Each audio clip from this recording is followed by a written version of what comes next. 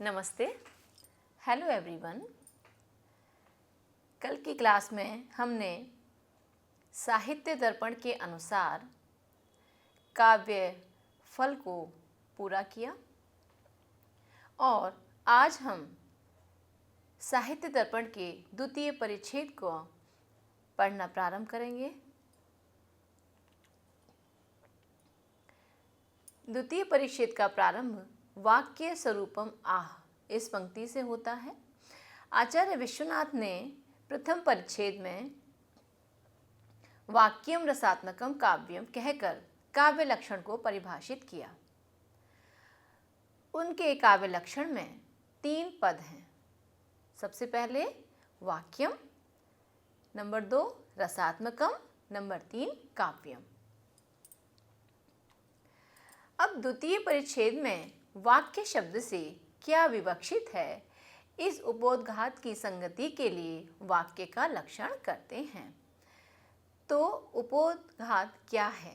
देखिए, प्रकृत सिद्धि अनुकूल चिंता विषयत्वम उपोद्घातः, अर्थात प्रत्येक प्रस्तुत वस्तु के लिए जिसका विचार करना प्रसंग प्राप्त हो उसे उपोद्घात कहते हैं।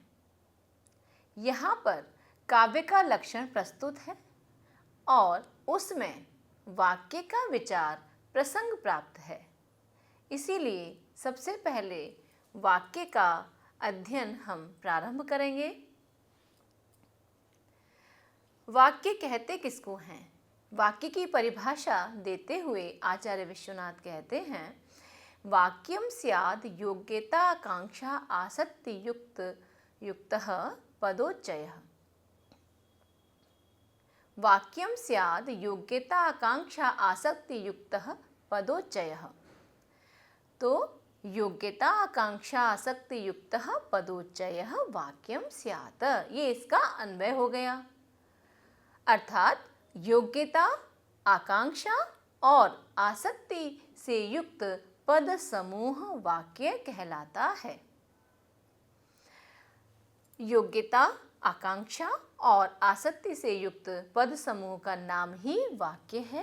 अर्थात शब्दों का वह समूह ही वाक्य कहलाएगा जिसमें योग्यता हो, आकांक्षा हो और आसक्ति, ये तीनों एक साथ उपस्थित हों। ऐसा ना हो कि किसी वाक्य में आकांक्षा तो हो, आसक्ति ना हो, या आकांक्षा और आसक्ति हो और योग्यता ना हो। तो क्या आवश्यक है? आचार्य विश्वनाथ ने बताया, वाक्यम स्याद योग्यता आकांक्षा आसक्ति युक्तः पदोच्चयः। तो ये तीनों जब एक ही वाक्य में उपस्थित हों तो उन पद समूह को हम वाक्य कहेंगे। अब इन पर जो ये 3 पॉइंट हैं, योग्यता, आकांक्षा और आसक्ति, इन 3 बिंदुओं पर अब हम स्वतंत्र रूप से विचार करते हैं। योग्यता पदार्थानां परस्पर संबंधे बाधा भावः, पदोच्चय से तदभावे अपि वाक्यत्वे वह्निना सिंचति इत्याद्यपि वाक्यम स्यात्। आचार्य विश्वनाथ कहते हैं कि पदार्थों के परस्पर संबंध में बाधा का अभाव योग्यता कहलाता है।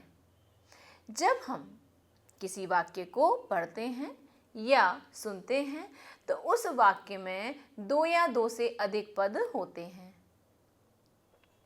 उन पदों का अपना अपना अर्थ होता है और उन पदों के अर्थों का अन्वय ही पदार्थों का परस्पर संबंध कहलाता है।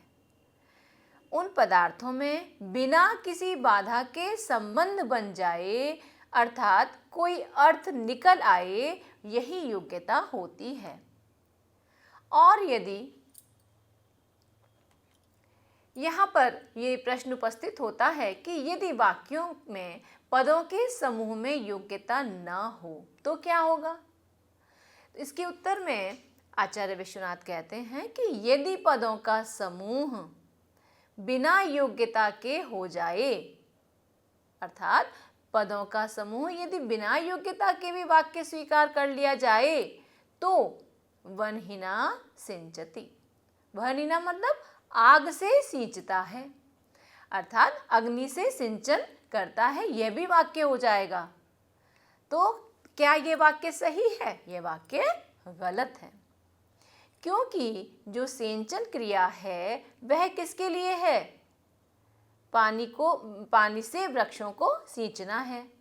तो अग्नि से दहन क्रिया तो हो सकती है, किंतु जो सिंचन क्रिया है उसका अभाव है।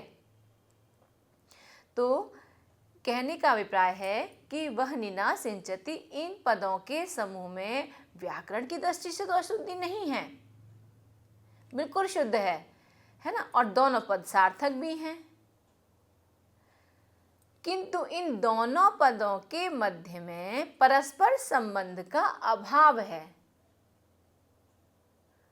परस्पर संबंध का अभाव मैंने बताया कि देखिए, वह्निना सिंचति आग से सींचता है, तो अग्नि का सिंचन क्रिया के साथ कोई संबंध नहीं है। तो संबंध किससे है?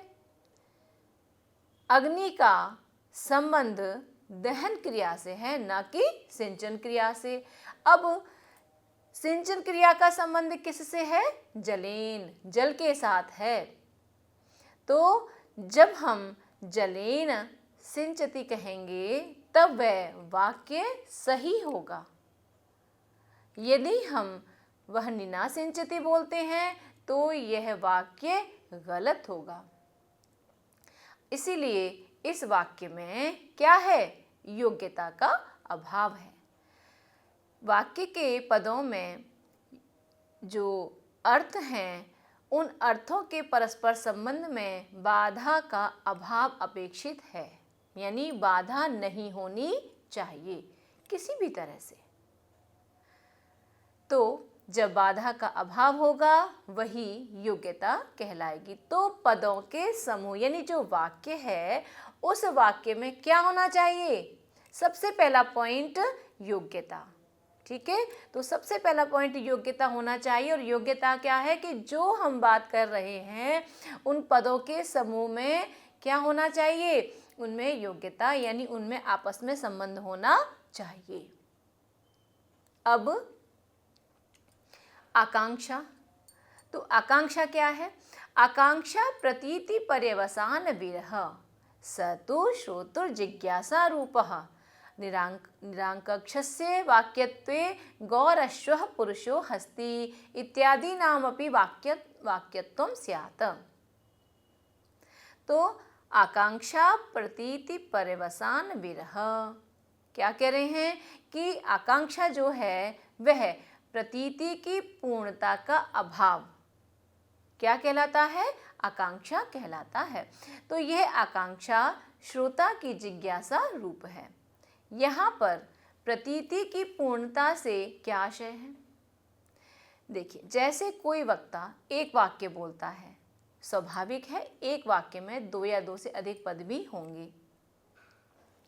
अब यदि संपूर्ण वाक्य का उच्चारण होने के बाद भी श्रोता को वाक्य का कोई भी अभिप्राय समझ में नहीं आया तो क्या वह वाक्य कहलाएगा? गो, अश्व, पुरुष, हस्ती अपने आप में सही पद हैं, लेकिन ये पद कैसे हैं कि इनमें प्रतीति की पूर्णता का अभाव हो रहा है। तो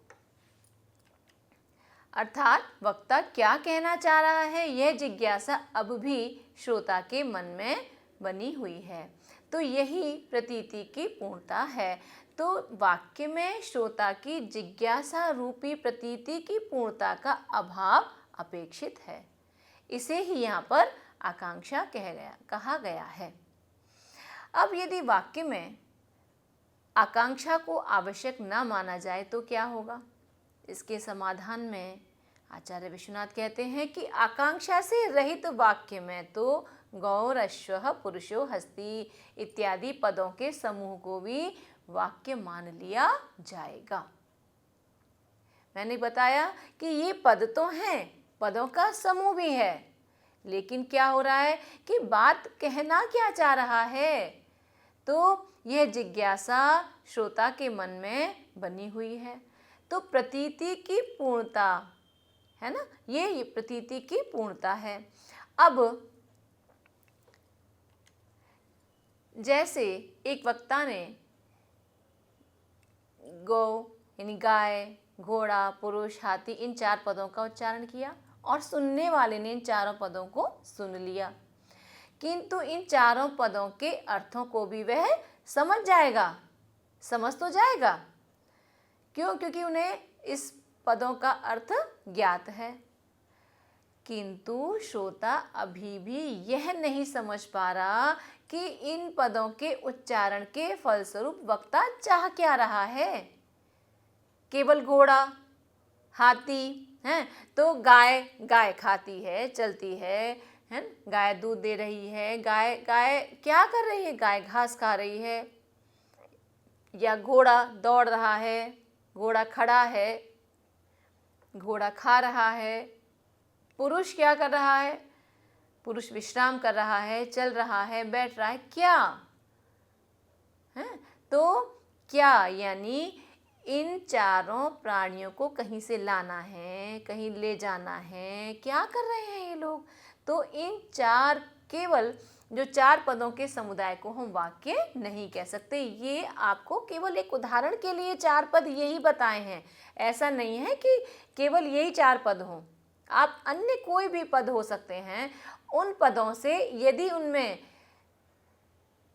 आकांक्षा का अभाव है, आकांक्षा नहीं है, तो वह वाक्य नहीं कहलाएगा। ये बात आचार्य विश्वनाथ कहना चाह रहे हैं। तो इनमें आकांक्षा का अभाव है, अतः वाक्य में जो भी वाक्य हम बोलते हैं उन वाक्य में पदों के अर्थों की प्रतीति में पूर्णता होनी चाहिए। और वह पूर्णता कैसे होगी? जैसे हम इंग्लिश में आपको एक बात समझाएं कि एक वाक्य बोलते हैं, जैसे राम इज ईटिंग फूड। अब केवल राम कह दें, only Ram. What is doing Ram? क्या कर रहा है? तो राम सो रहा है, खा रहा है, he is eating, he is reading, he is playing, he is singing. What is he doing? If we say only Ram, there is no sentence. तो वही बात आचार्य विश्वनाथ कह रहे हैं कि जैसे योग्यता और आकांक्षा ये 2, और तीसरा आसक्ति, ये तीनों वाक्य को पूरा करने के साधन हैं। जब तक ये तीनों वाक्य में नहीं होंगे वाक्य पूरा नहीं होगा। तो इसीलिए जैसे केवल कर्ता हमने कह दिया और क्रिया या उसके आगे का हमने वाक्य नहीं बोला, ओनली राम कहने से वाक्य नहीं बना। Ram is eating where? In home, in hotel, in restaurant. तो ये जो बात है वह कंप्लीट करनी पड़ेगी। अब इसी में जो तीसरा पॉइंट है वह है आसक्ति।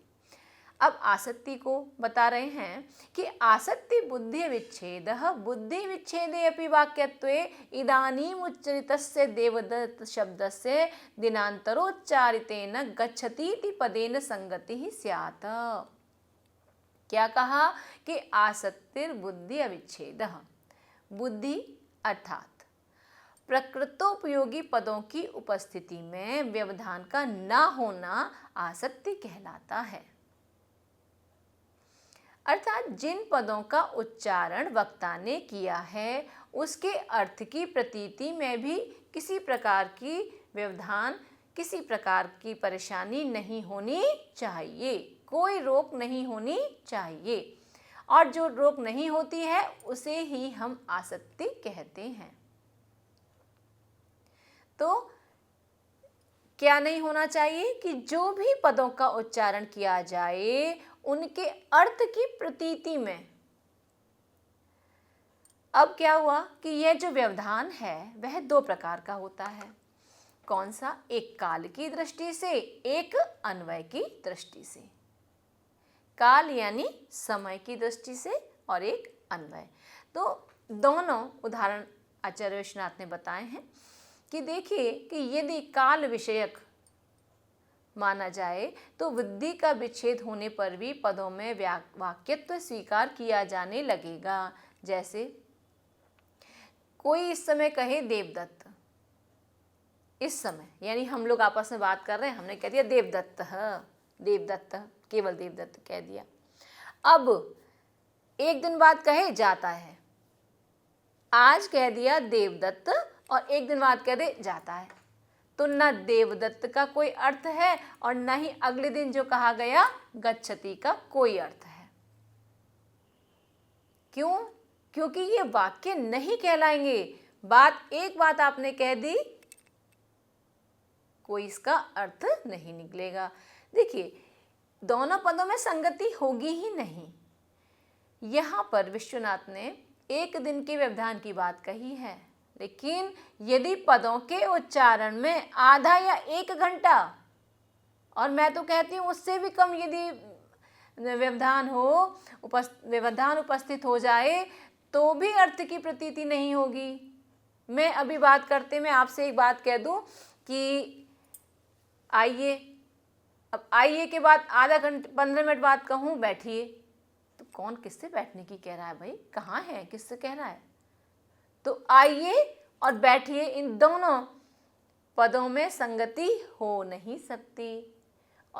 तो ये बात जो कहा कि एक दिन बाद या आधा दिन बाद, ये सिर्फ ये बताने के लिए कि इतना लंबा व्यवधान जो है आ रहा है वह किसी भी तरह से हमें वाक्य की पूर्णता का एहसास नहीं कराएगा, उसके अर्थ, वाक्य के अर्थ को पूरा नहीं बताएगा। तो पदों के उच्चारण में क्या होना जरूरी है? आसक्ति होना आवश्यक है। तो आसक्ति से युक्त पदों का समूह ही क्या कहलाएगा? वाक्य कहलाएगा। अब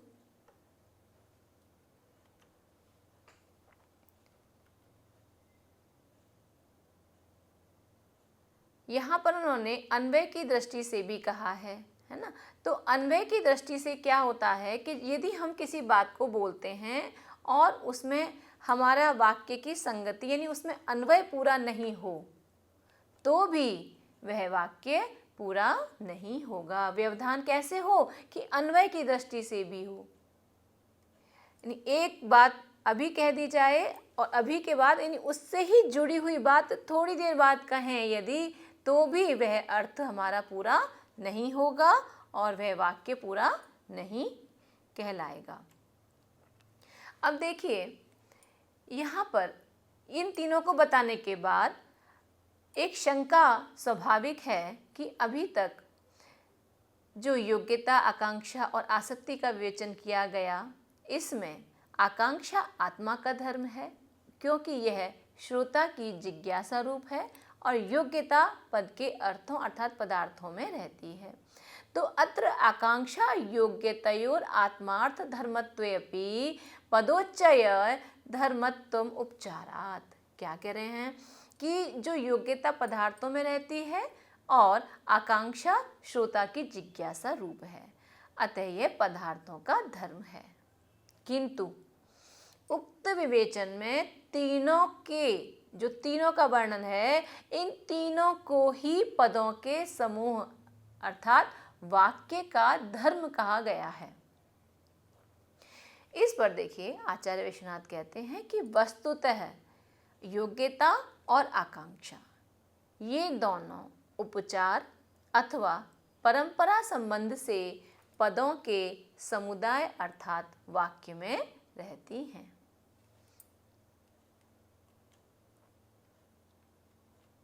तो जो योग्यता और आकांक्षा वे दोनों कैसे रहती हैं? उपचार अथवा परंपरा संबंध से पदों के समुदाय अर्थात वाक्य में रहती हैं। तो इसीलिए जो वाक्य है वह इन तीनों के, तो क्या कि इन तीनों के होने से ही एक वाक्य पूरा कहलाएगा और वाक्यों का समूह महावाक्य कहलाता है।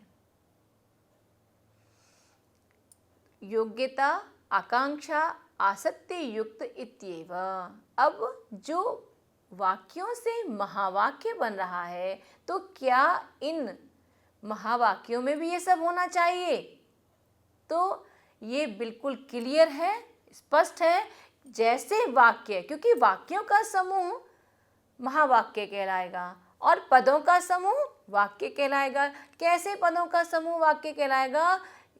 योग्यता, आकांक्षा, आसक्ति से युक्त पदोच्चय से युक्त पदों का समूह वाक्य कहलाता है।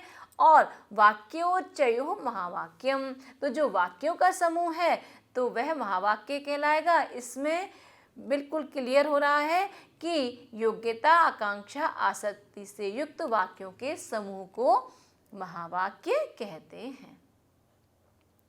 इत्थम वाक्यम द्विधा मतम, इस तरह से वाक्य कैसे हो गए हमारे?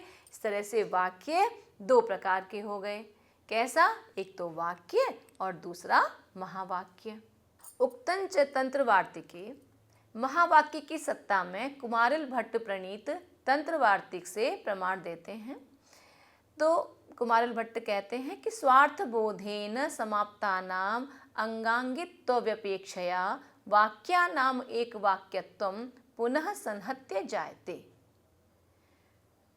इसका अन्वय देखिए, स्वार्थ बोधेन समाप्तानाम वाक्यानाम अंगांगित्व व्यपेक्षया पुनः संहत्य एक वाक्यत्वम जायते।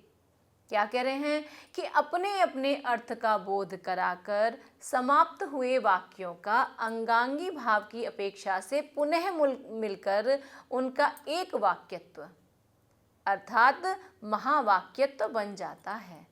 तो पहले एक एक जो वाक्य है वह अपना अपना अर्थ देता है और अपना अर्थ देने के बाद वह समाप्त हो जाता है। पुनः वे जो वाक्य हैं, यदि वाक्य चलते जा रहे हैं, वे वाक्य क्या हो रहे हैं? अंगांगी भाव से, अंगांगी भाव की अपेक्षा से पुनः मिलकर के एक वाक्य, यानी एक वाक्य के रूप में अर्थात महावाक्य के रूप में बन जाते हैं। तो वाक्यों का समूह महावाक्य कहलाता है। कैसे महावाक्य होता है? आचार्य विश्वनाथ ने तंत्र वार्तिक की उक्ति को भी यहाँ पर स्पष्ट किया है। कहने का भाव है कि जहाँ पर एक से अधिक वाक्य हों, वहाँ पहले से वे वाक्य अपने अपने अर्थ का बोध कराते हैं। तदनंतर वे सभी वाक्य परस्पर अंगांगी भाव संबंध से मिलकर एक वाक्य का निर्माण करते हैं। सभी वाक्यों से मिलकर यह एक वाक्य ही महावाक्य कहलाता है। अब देखिए, वाक्य वाक्य किसे कहेंगे और महावाक्य किसे कहेंगे, इसका हम उदाहरण देते हैं। तो शून्यम वासगृहं विलोक्य शयनाद उत्थाय किंचित शनैः निद्रा व्याजमुपागतस्य सुचिरं निर्वर्ण्य पत्युर्मुखं विश्रब्धं परिचुम्य जात पुलकामालोक्य गंडस्थलीं लज्जा नम्रमुखी प्रियेण हसता बाला चिरं चुंबिता इत्यादि। और महावाक्य किसे कहेंगे? रामायण, महाभारत, रघुवंश आदि। ठीक है, तो ये जो उन्होंने वाक्य के रूप में उदाहरण प्रस्तुत किया, तो यह वाक्य जो है ये क्या है? यह वाक्य अर्थात पद्य। तो यह पद्य संभोग श्रृंगार का उदाहरण है। इसमें एक नवविवाहित दंपति का वर्णन है। नवोढ़ा नायिका वासगृह को शून्य अर्थात सखी आदि से वियुक्त देख करके पलंग से कुछ थोड़ी सी धीरे धीरे उठी और उठकर निद्रा की मुद्रा में लेटे हुए प्रियतम के मुख को बहुत देर तक बड़े ध्यान से देखती रही कि कहीं जागते तो नहीं हैं, और ऐसा देख करके उसने अपने प्रियतम को चुंबन किया और देर तक अपने पति के द्वारा वह चुंबित हुई, है ना। तो ये जो वाक्य है अर्थात यह जो पद्य है वह संभोग श्रृंगार का उदाहरण है। अब महावाक्यम, महावाक्य किसे कहेंगे भाई? तो महावाक्य के लिए उन्होंने कहा कि रामायण, महाभारत, रघुवंश आदि। अब यहाँ आदि से जो तात्पर्य है वह है महाकाव्य, गद्य काव्य, चंपू काव्य, रूपक, उपरूपक आदि सबसे है। ठीक है, जैसे हम देखते हैं कि जो महाकाव्य होते हैं वो कैसे महाकाव्य हैं। देखिए, आपको पता है सभी को कि जो महाकाव्य हैं वह तो रामायणम महाकाव्य है, महाभारतम महाकाव्य है, रघुवंशम, किरातार्जुनीयम, ये क्या है? ये सभी महाकाव्य की कोटि में परिगणित हैं। तो महावाक्य से तात्पर्य रामायण, महाभारत, रघुवंश आदि सभी, है ना।